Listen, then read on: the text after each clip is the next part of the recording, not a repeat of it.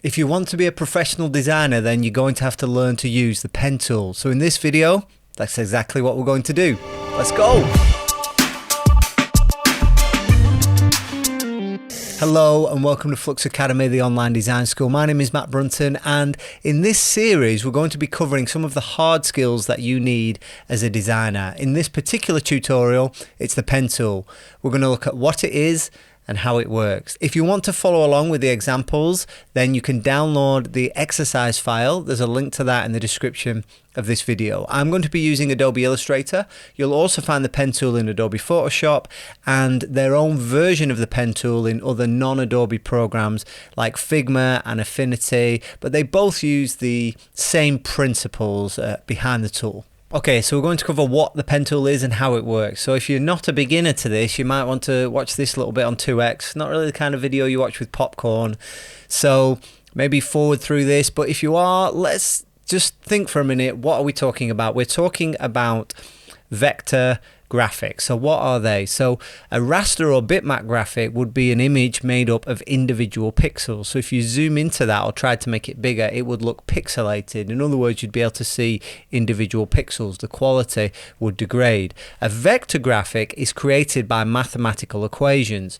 So no matter how large you scale that thing up, the shape of it will still remain and the quality will remain at whatever size. So that's why we use vector graphics for things like designing logos, so that they can always be used in perpetuity in whatever medium, and they'll always be of the right quality wherever they need to be applied.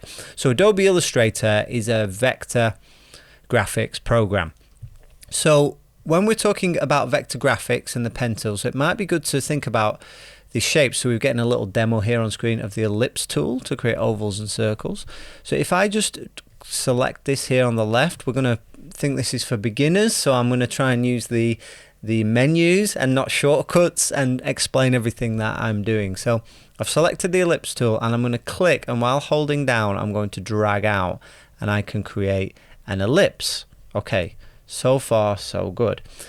Now if we press Command Y, which is a shortcut I suppose, but view outline mode is on here somewhere. We get this outline mode in Illustrator, which basically shows us the math. It shows us without any colors or anything like that, just the lines that have been created here. So we have this ellipse. Now if I press Command A to select all, it selects this ellipse, and you can see that there are these blue squares along the edge of this ellipse, and there's one in the middle too, and these blue squares around the edge are called anchor points. And basically these have been created and the software knows where they are, and it knows the particular path that exists between these 2 points. So that's how you draw within Adobe Illustrator. So the pen tool allows us to do that. Now if you're drawing with regular shapes, you can see here you can draw rectangles or squares, quadrilaterals, ellipse, polygons. So if you want to draw the shapes like triangles, pentagons, octagons, or whatever, you can use that. There's also a star tool and a line segment tool, and they just work in exactly the same way. You drag it out and it creates the shape. You can press up with the polygon tool to create more size, down to create fewer, so 3, 4, etc, etc. Okay, does that make sense? So use the shape tool for regular shapes, but if you want to create an irregular shape, you can use the pen tool. So here you can see the little fountain pen icon is the pen tool. Create paths with precision using anchor points and handles. Okay, so we just talked about anchor points. You click once and it creates an anchor point, and then if you move away, you see it starts to create this line where the path will follow up to your next anchor point. So if you click once, it creates this another anchor point. You click again, it creates another anchor point, etc. And you can create irregular shapes this way. And then if you want to join the thing, you go back to the beginning. You see, if you go back to the first anchor point, a little circle appears next to the pen icon, and you press that and it joins the thing together. So if we go out of outline view, you can see that we have a solid shape here. It kind of looks like a little candy or something like that, a candy wrapped up. So far so good, right? But I hear you cry. I don't want to only draw straight lines. Okay, you're getting a little bit fancy now. Fair enough. So if you click once, we'll create our first anchor point. And then if we click and drag, we can create a curve as opposed to a corner. So this point is now a curve. And if you drag, you can see if I'm dragging downwards, it's where this black symbol is, the selection tool symbol. I'm dragging in that direction, the curve goes up the other way, and you can create the curve whichever direction you want it to be. And then you click and drag again, and you create another curve, you click and drag again, you can create another curve, etc. And now it looks like a plan for a really expensive coffee table. You can charge 10 grand for a coffee table like that, I would say. There we go. So here we have something that we have drawn with the pen tool. Now you can see this shape at the beginning. I was just fooling with it there. We had a corner at the beginning, and that looks a bit harsh compared to this very smooth shape in the rest of the area. So if you want to change that from a corner to a curve, you need the anchor point tool. Switch between anchor point types to make angles or curves. Okay, I've been calling them corners. Adobe's calling them angles. We'll try and use that. So if we click, and that didn't work, click and drag on this point, then it now becomes a curve. So I can create some nicer sort of shapes here. And here we go.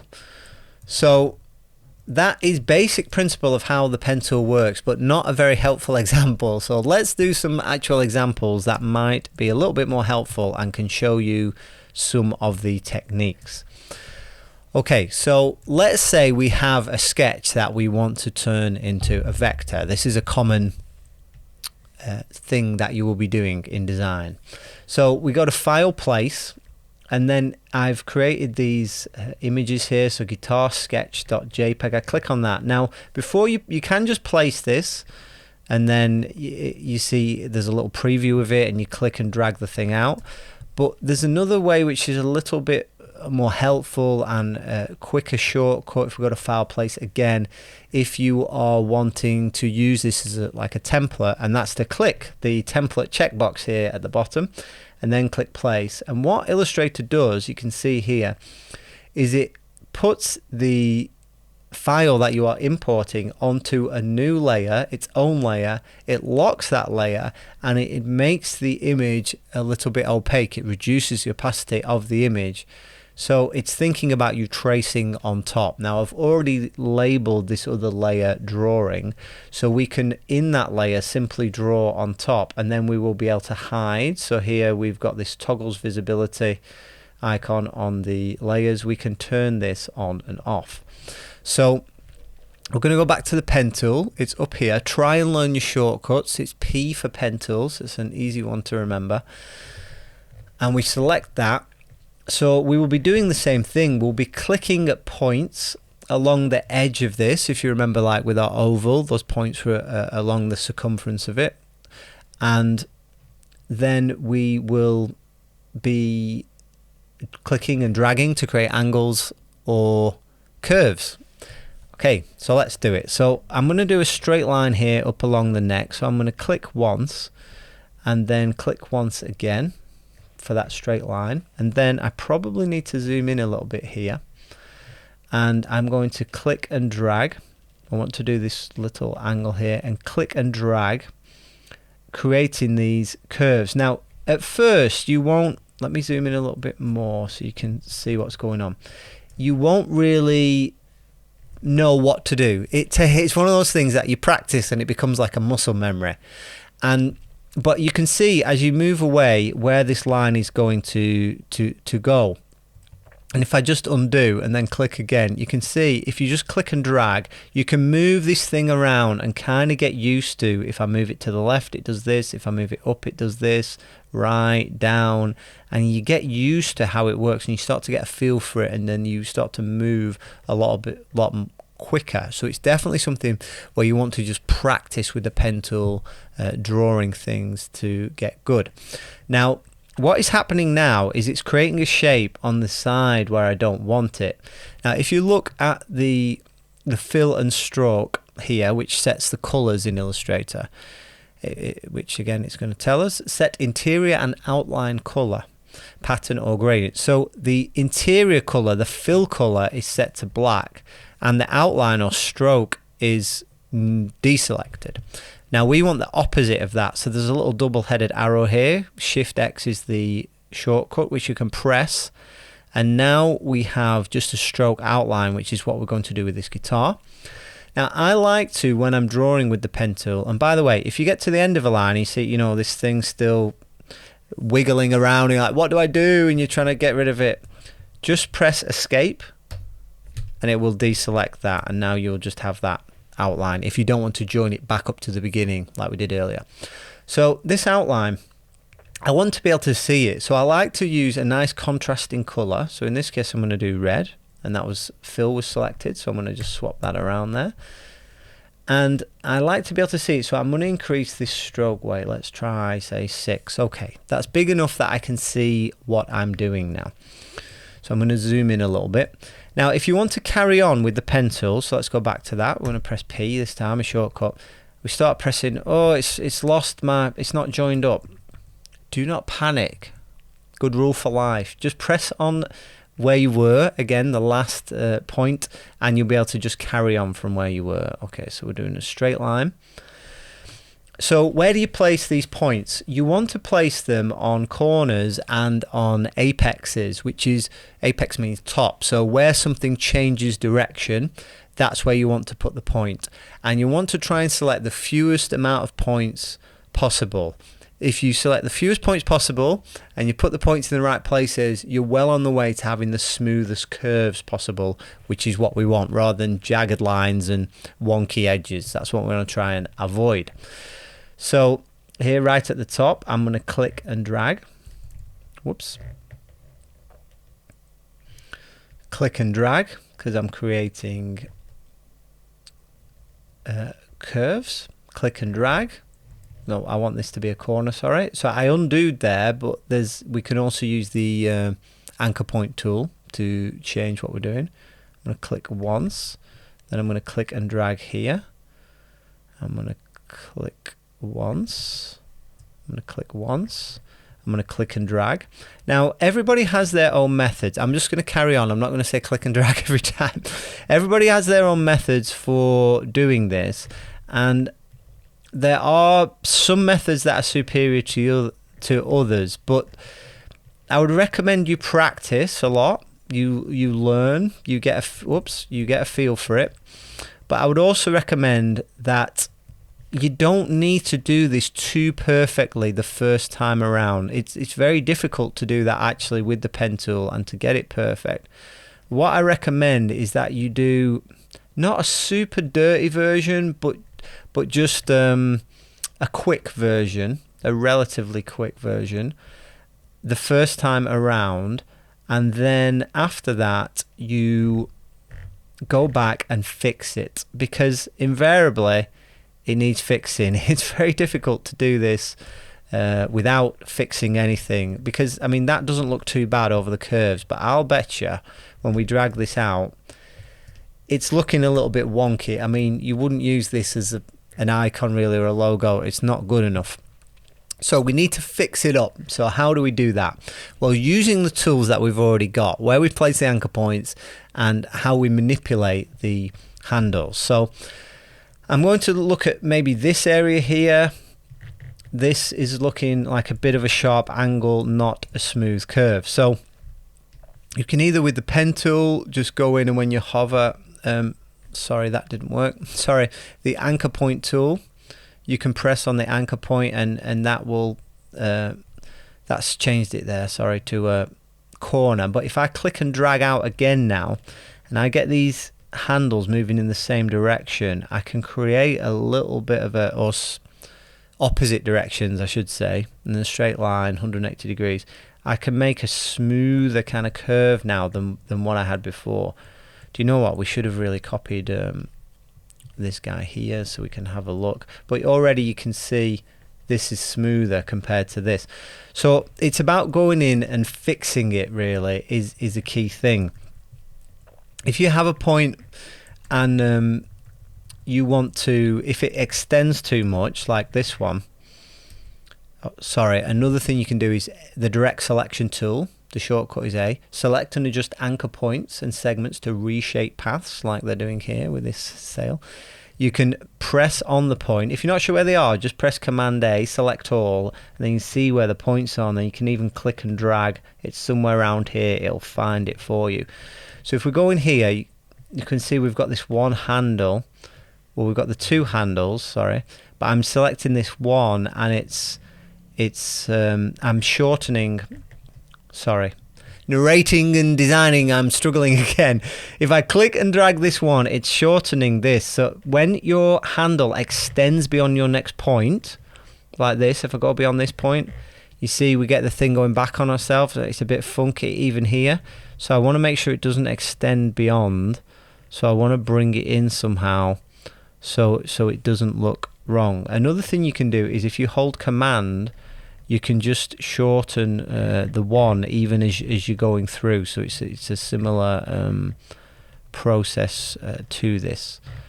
Does that make sense? So we can get a bit of a nicer shape there going around the corner. So we'd look at this, the angle changes direction. Now I bet we could drag this out. Yeah, so this is a very short handles. So if we drag these out, you see we begin to smooth the thing out a little bit. Now these are different lengths because I've gone in with the direct selection tool. If you want them to be the same length again, if you use the convert anchor point tool and just start again, drag out again from that point, and then we have handles that are the same length. So that's helping me to smooth this thing out.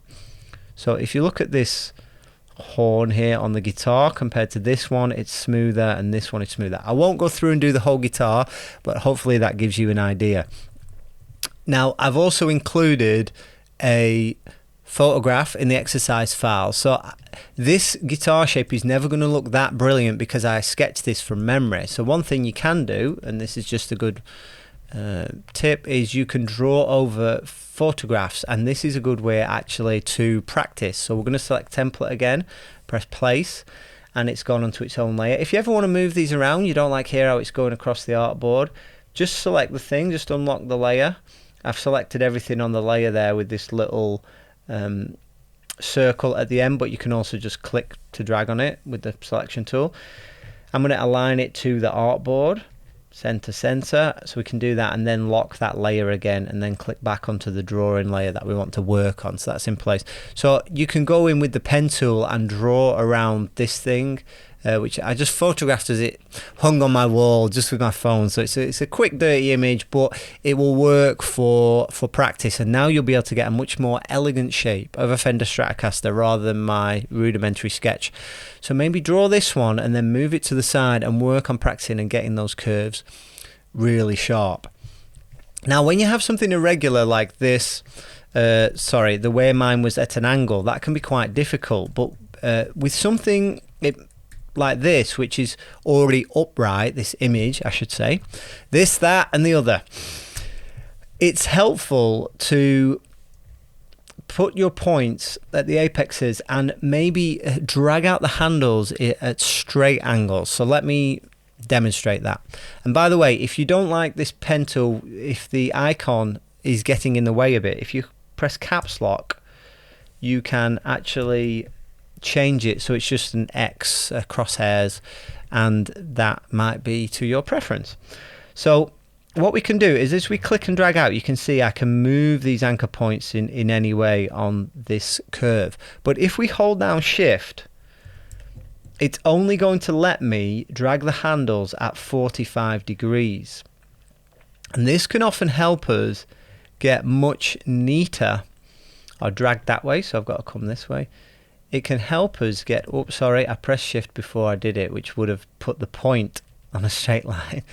So we can then get these sort of lines that are somewhat neater curves to begin with. Now it's not always going to work. Whoops, again I got to click first.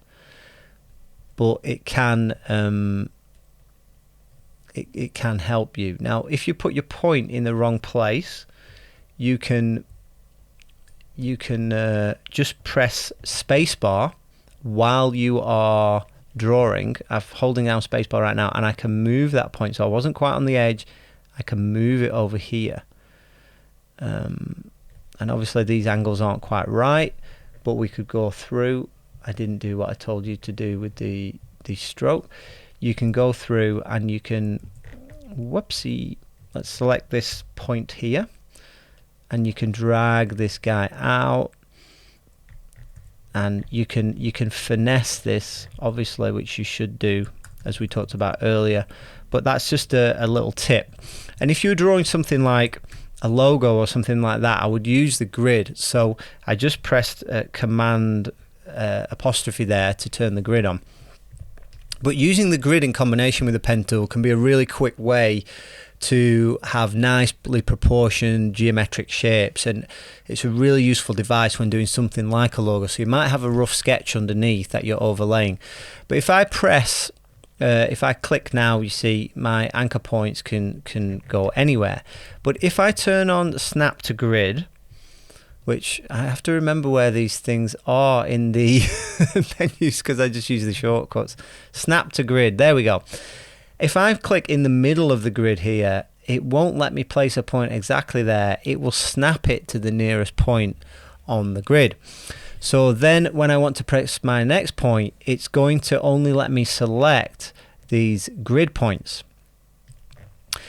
Similarly, if I don't want an angle, if I want a curve, if I click and drag, it's going to also snap the handles to the grid.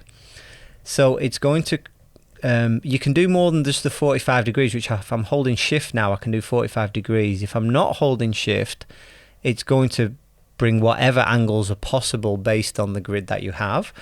But you can draw things that are a little bit more regular just by having this snap to grid turned on to begin with, and you could create some regular kind of shapes from this kind of thing. And obviously if you wanted to create shapes that didn't have any curves at all, then you could also do that. What's that, a P or something? That wasn't intentional. You can also use snap to grid to very quickly, like say we wanted to create a very like quick and dirty F. Now this is not how you draw an F, because the vertical and horizontal strokes tend to be different in type.